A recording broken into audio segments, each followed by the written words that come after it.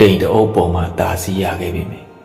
မျက်ပင်ပေါ်ကနှင်းဆက်လီတစ်ဆက်ကိုတော့ငါမဖမ်းဆုံးနိုင်ခဲ့ဘူးလာမတာလုံးမောနေတဲ့ကြဲတွေ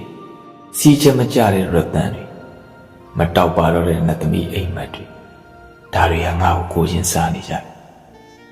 ငါရဲ့နှစ်ချိုးရင်ဘက်ကြီးတွေကအကွဲကွဲအော်တယ်ရိုးမတောင်နိုင်ကြီးကိုကြော